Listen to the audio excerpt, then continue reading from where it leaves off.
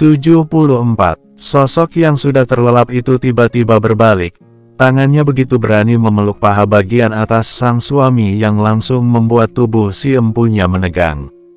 Agam menahan napas, punggungnya tidak lagi bersandar pada dinding tembok. Suara ocehan Mutia seolah hanya dengung sayap nyamuk. Tepat di bawah sana, benda lunak yang semula tertidur berangsur-angsur menggeliat. Suami masih perjaka itu lantas menaikkan satu lututnya, agar menyamarkan tangan di balik selimut yang bergerilya mencari kehangatan. "Bang Agam, kenapa macam entung daun pisang?" Gelisah betul, sampai Tia tak fokus nak cakap apa. Mutia sampai melotot memperhatikan abangnya. Agam pura-pura memasang wajah datar, padahal aslinya telinganya sudah memerah. Beruntung lampu penerangan tidak dihidupkan semua. Banyak nyamuk, Tia. Mutia masih belum percaya, tetapi ada yang lebih penting. Bagi semua yang masih terjaga dan belum terbuai mimpi indah, tolong jadi saksi apa yang hendak diucapkan ini ya. Ketiga pria yang duduk di lantai itu sontak menatap Mutia, perasaan mereka langsung tidak enak. Din mendengus, dia satu-satunya wanita yang terjaga. Dikarenakan susah tidur di tempat asing. Abang ingat baik-baik pesan wasiat Tia ini. Bila nanti Allah berkehendak lain, tolong abang jangan cepat-cepat kawin lagi. Tunggu sampai punya cucu, baru cari pengganti, terus. Alamak, percuma aku bela-belain agar mata ini tetap segar. Siapa yang mau sama Ikram kalau dia sudah jompo? Belum juga bermesraan sudah loyo duluan. Mau berciuman pun langsung laga gusi. Betul-betul tak waras kau, Tia. Din tak henti-hentinya mencibir wanita hamil itu. Hasan, Zikri, Agam bahkan Ikram, masing-masing menggigit pipi bagian dalam agar tidak kelepasan tertawa. Kak Din, diamlah dulu. Lagi serius ini, Mutia meminta bantuan sang suami agar dia bisa duduk tegak. Iya abang janji, tak akan mencari pengganti Mutia. Ikram mencari jalan aman, tetapi janganlah asal janji. Banyak laki-laki yang baru ditinggal mati istrinya langsung berlagak macam lajang lagi. Padahal tanah kuburan biniknya masihlah basah. Abang tak seperti itu, Tia. Yakin? Ikram mengangguk pasti. Mutia menatap penuh selidik wajah lelah sang suami. Awas saja, bila abang ingkar, Tia akan bergentayangan menakuti tu wanita, sampai dia masuk rumah sakit jiwa. Terus, jika kalian hendak bermesraan, Tia sentil burungnya abang biar langsung melayu. Abis tuh, Tia mohon betul-betul kepada Allah, meminta malaikat pencabut nyawa menjemput abang supaya segera menyusul Tia. Astagfirullah, astagfirullah. Semua yang mendengar hanya bisa beristighfar dalam hati. Aku yang bodoh atau kau memang tak masuk akal, Tia. Din menjatuhkan kepalanya pada bantal, menutupi seluruh tubuhnya dengan selimut. Lagian, kakak mengharapkan apa? Tak mungkinlah Tia mengikhlaskan Bang Ikram untuk wanita lain. Susah loh, mencari laki-laki yang tahan banting, dan suami Tia sudah terbukti bermental baja. Ikram tidak tahu harus merasa tersanjung atau tersandung. Menghadapi Mutia benar-benar butuh kesabaran super ekstra. Ibarat kata, tidak gila saja sudah untung. Pagi hari, sepasang suami istri Parubaya turun dari motor.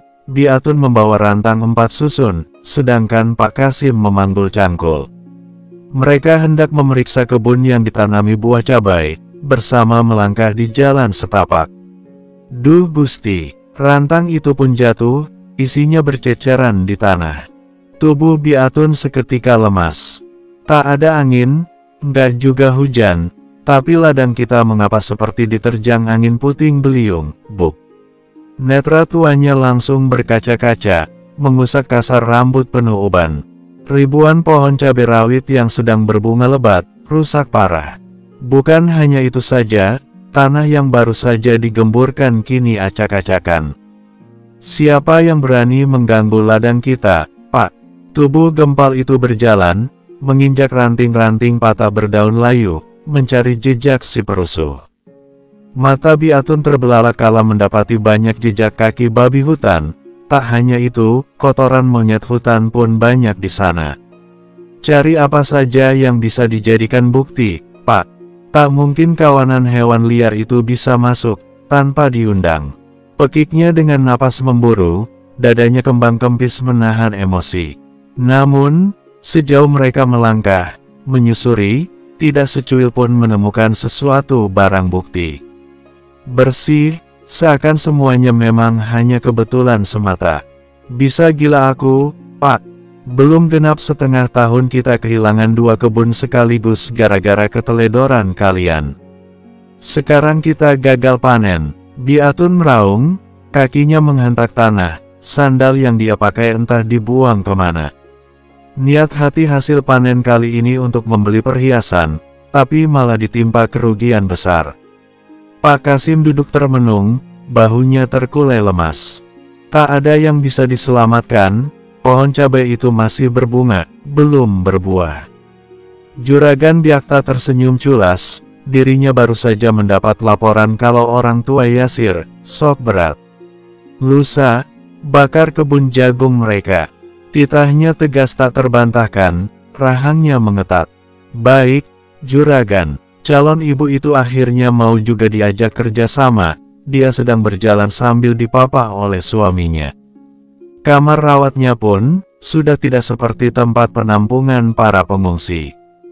Tikar, selimut, bantal, sudah diangkut dan dibawa pulang.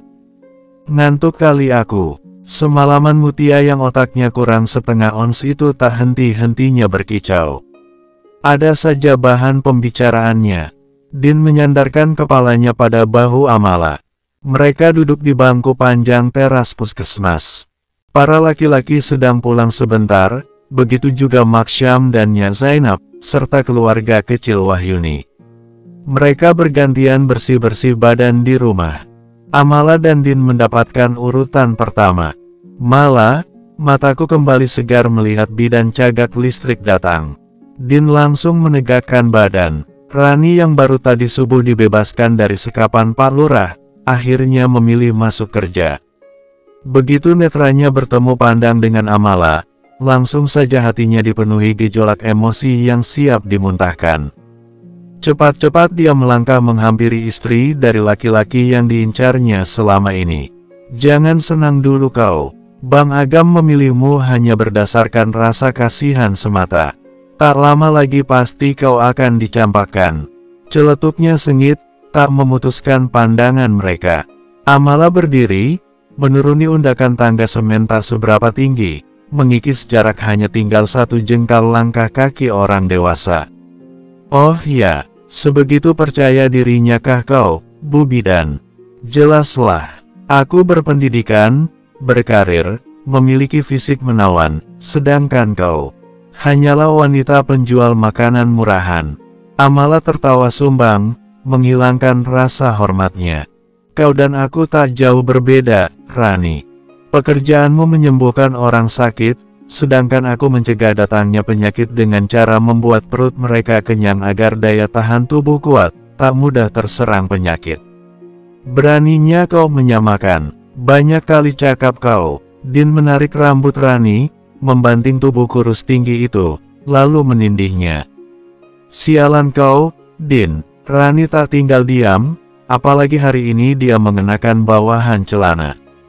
Dua wanita sebaya itu sama-sama saling menjambak, berguling-guling di atas tanah. Apa-apaan kalian? Zikri berkacak pinggang melihat pemandangan yang entahlah sulit untuk dikatakan. Zikri, tolongin aku, jauhkan wanita gila ini. Rani berteriak, langkah kaki yang hendak mendekat itu seketika terhenti.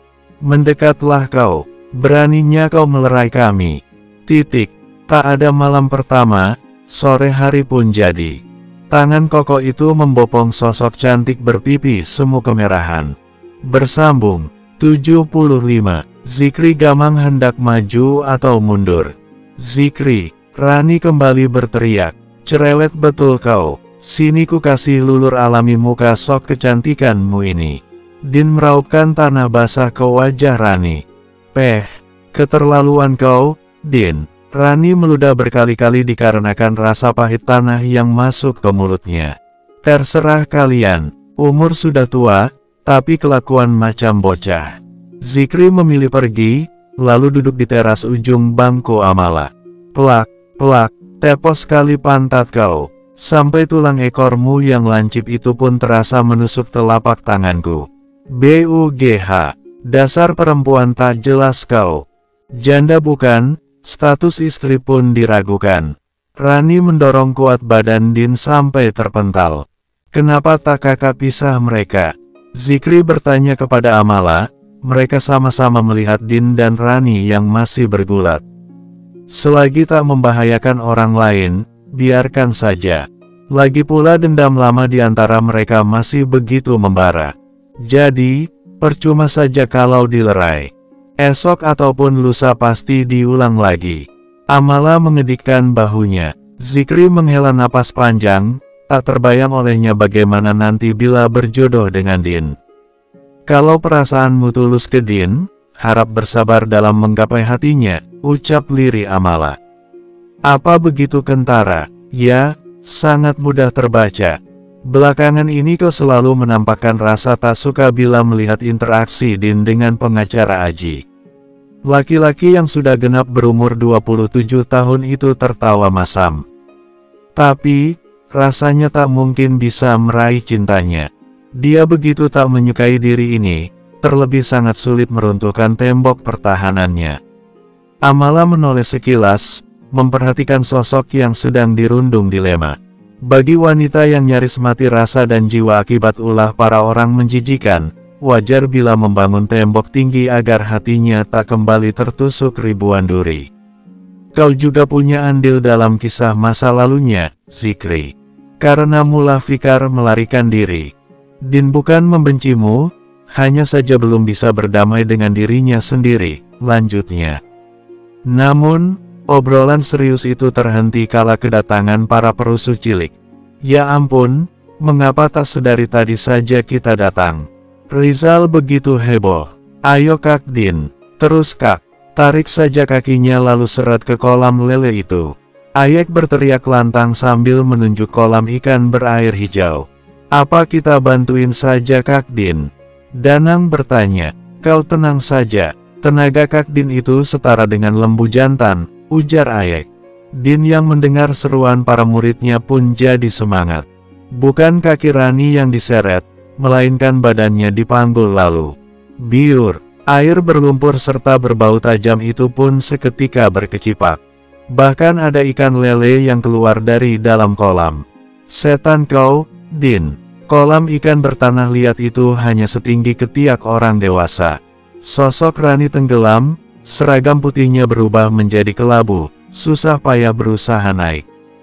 HUEG. Sekujur tubuhnya basah, lengket dan sangat bau busuk. Mampus. Ini belum seberapa bila dibandingkan dulu saat kau dorong aku dari titik gantung jembatan sungai. Din mengibaskan tangannya, berbalik badan hendak pergi. Kau juga harus mencium bau busuk ini, Din. Rani berhasil keluar lalu menabrak lagi badan musuh masa kecilnya. Berakhir mereka kembali guling-guling di atas tanah. Astagfirullah. Rani, bulurah nyaris terjungkal dikarenakan begitu terkejut melihat rupa anak semata wayangnya. Apa betul dia anak kita, Buk? Pak Lurah tak kalah sok, niat hati ingin menjenguk Mutia, malah mendapatkan kejutan yang luar biasa. Ya tak seru, serempak tiga bocah cebol mengeluh. Itukah wanita yang selalu dipuji lemah lembut, baik, ramah, elegan, ternyata tak ubahnya penari ular India. Wahyuni terkekeh geli melihat Din dan juga Rani saling membelitkan kaki. Tak sanggup saya melihatnya, lebih baik pulang dulu saja. Daripada darah tinggi ini kambuh. Nek Hindun tidak jadi ke puskesmas, dia masuk lagi ke dalam mobil, lalu pergi dari sana. Malu sudah pasti. Terkejut pun merajai hatinya. Aksi jambak-jambakan itu seketika dihentikan oleh saudaranya Rani. Alhamdulillah lah tak banyak luka yang kau dapatkan. Lain kali main cepat saja. Jangan diulur-ulur macam tadi. Amala memperhatikan badan Din. Aku menyesal sudah terlanjur potong kuku. Harusnya, kan, bisa kucakar wajah congkaknya itu. Din bersungut-sungut sambil membersihkan badannya dengan handuk kecil. Besok panjangkan kukumu. Selagi Mutia masih di sini, kesempatan bergulat dengan Rani masih terbuka lebar. Nur. Agam mendengar usulan sang istri. Amala sontak berbalik, menatap sang suami yang sedang memasang wajah datar. Abang, lebih baik kita pulang dulu. Mutia masih pembukaan 3. Perkiraan nanti malam baru lahiran, ujar Agam. Din kau juga pulang. Bawa saja motor saya. Kami hendak naik mobil. Agam menyerahkan kunci motor laki-laki ke Din. Amala dan Agam begitu sibuk membantu sisa-sisa pesta, tak seberapa lama azan zuhur pun berkumandang. Dua sejoli itu pulang ke rumah seberang jalan, menunaikan ibadah bersama di lantai 1. Nur duduk sebentar di teras belakang, mau. Begitu melihat sang istri mengangguk, langsung ia gandeng tangannya. Suasana rumah yang sepi, begitu mendukung bagi mereka mendekatkan dua hati. Duduk saling bersinggungan, dengan irama detak jantung mulai menggila. Ayo Amala jangan tunda-tunda lagi. Bang Agam harus tahu tentang perasaanmu. Jerit hati Amala. Amala duduk menyamping, menyenggol lutut Agam, sontak laki-laki itu memandang hangat sang istri. Abang, ana uhibuka filah, aku mencintaimu karena Allah. Coba ulangi sekali lagi, Nur. Saya tak salah dengar, kan?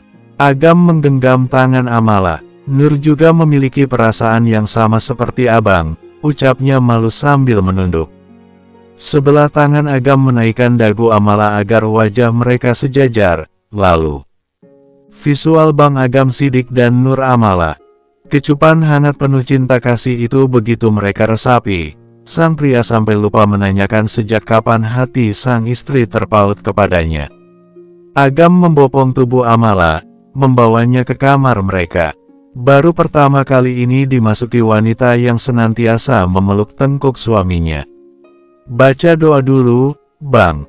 Pintanya saat tubuhnya sudah didudukan pada busa kasur. Agam pun menurut, meletakkan tangan di atas pucuk kepala sang istri. Allahumma laka sumtu wa bika amantu wa ala. Itu doa buka puasa, Bang. Amala menghentikan kekonyolan suaminya. Tubuh Agam luruh, betapa ia menahan malu, terlalu gugup membuatnya kehilangan konsentrasi. Maaf. Kembali dia berlutut, kemudian membaca doa yang benar, setelahnya mendekatkan wajah hendak merasai bibir semanis madu. Harus dimulai dari mana dulu, Nur? Bersambung. 76. Nur juga tak tahu, Bang. Amala enggan menatap, pipinya sudah bersemu merah. Jemari kokoh itu bergetar kala melepaskan peniti jilbab di dagu sang istri.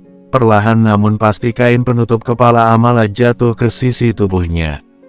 Agam menarik ikat rambut, lalu memilin ujung surai ikal bergelombang. Napasnya memacu layaknya seorang pelari maraton. Saya izin buka, iya. Kaki Amala yang berbalut celana panjang longgar, dibuka lebar agar badannya bisa masuk di antara paha. Setelah sang istri mengangguk malu, gegas kancing tunik berwarna hijau polos itu lepas satu persatu. Seketika tubuh Amala meremang kala merasakan hembusan napas sang suami pada tulang selangkanya. Sayang, tolong jangan memejam. Pintanya lembut seraya mengecup ujung dagu Amala. Kelopak mata itu terbuka dan langsung bertatap dengan manik hitam kelam yang terlihat berkabut hasrat. Agam menurunkan baju atasan sekaligus tali bra sang istri, tatapan matanya penuh damba sekaligus memuja, lalu mendorong perlahan bahu mulus itu agar rebahan. Diri abang, Amala sungguh malu, untuk pertama kalinya melihat seorang laki-laki bertelanjang dada dan hanya menggunakan celana dalaman pendek. Sama. Saya juga malu, tapi mau, bisiknya tepat di pusara telinga sang istri. Kalau sakit bilang, iya. Jangan ditahan, saya tak ingin egois menikmati rasa manis sendirian, bumamnya lirih, setelah berhasil boleh tutup mata saja, tak. Tawar Amala. Nanti kalau salah masuk, bagaimana? Kap, saya sungguh mencintai semua yang ada pada dirimu, sayang. Ribuan kalimat puji syukur pun tak sebanding dengan buncahan rasa bahagia ini. Agam memulai dengan mencium dahi, lalu turun pada kelopak mata, hidung, kedua pipi, berakhir bibir mereka sang istri. Abang jangan pandangi Nur seperti itu.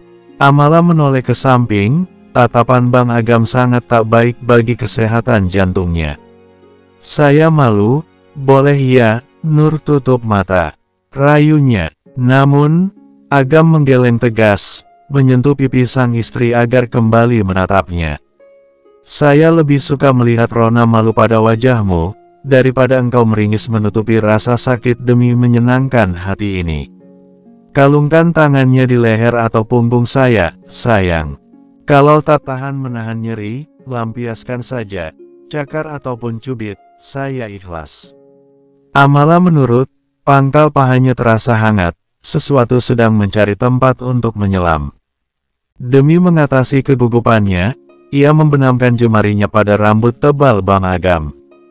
Tubuh Amala menegang, sampai punggungnya melengkung ke atas kala buah ranumnya sedang dimesrai oleh indera perasa sang suami. Tak hanya itu, sekujur tubuhnya dibelai, sampai ia terbuai. Abang, tahan sebentar, sayang. Saya berusaha untuk sepelan mungkin, pelipisnya sudah berkeringat, berulang kali gagal masuk sarang. Takut menyakiti sang istri, Agam bertumpu pada sikunya sendiri agar bobot tubuhnya tak menindih sepenuhnya. Amala meringis, sebisa mungkin menyamarkan rasa perih kala selaput itu robek sudah.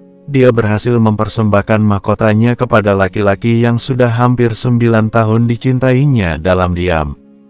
Maaf, rasa bersalah menghantui Agam, padahal dia sudah berusaha selembut mungkin. Agam berhenti sebentar, demi membuat sang istri nyaman dan beradaptasi. Tubuh bagian bawah mereka tertutupi selimut tipis, setelah dirasa raut Amala tak lagi tegang. Bertubi-tubi ia mengecup wajah sedikit berkeringat dan memerah. Di bawah sana, pergerakan lembut dan teratur mulai acak-acakan kala gelombang hasrat menyapu mereka. Agam tak lagi bisa tenang, menambah pacuan agar segera meraih puncak kenikmatan. Deru napas sepasang insan itu terdengar kasar dan tersengal-sengal. Amala menarik leher sang suami agar memeluk erat tubuhnya yang seperti tercerai-berai. Sayang, Agam menggeram, tubuhnya menegang, menumpahkan abis benih halalnya ke dalam liang sang istri, berharap ada yang berhasil menembus dinding rahim. Terima kasih. Mengecup lembut kening berkeringat Amala yang memejamkan matanya, menikmati sisa-sisa pelepasan mereka. Awalnya memang sakit, tetapi lama-kelamaan terasa menggigit. Sama-sama, jawabnya malu-malu. Agam beringsut dari atas tubuh Amala, lalu berbaring pada bantal yang sama, menenggelamkan sang istri ke dalam dekapan hangatnya, tak bosan menciumi seluruh wajah cinta halalnya ini. Mereka menikmati kebersamaan intim itu, saling berpelukan, sesekali mengecup sayang. Masih sakit, tidak? Hanya sedikit terasa aneh di bawah sana, ucapnya jujur. Agam menyelipkan rambut Amala ke belakang telinga, menatap lembut wajah gadis yang baru saja ia hantarkan menjadi seorang wanita. Boleh, satu kali lagi. Sebelum kita pergi ke puskesmas. Mbak yakin, kalau kebun kita sengaja dirusak? Tanya Juria adik Biatun. Yakinlah, babi hutan tak mungkin masuk tanpa sebab. Aku curiga ada yang melempar umbian, tapi sayangnya tidak ada sisanya, gerutunya kesal. Padahal tempo hari, sewaktu kita menghancurkan ladang Maksyam, masih ada bekas yang tak habis dimakan babi, kan? Sambungnya menggebu-gebu. Juria manggut-manggut, dia sendiri mengintip Kaladin membawa singkong yang tidak habis dimakan babi. Keterlaluan kau, Atun, pelak, bersambung.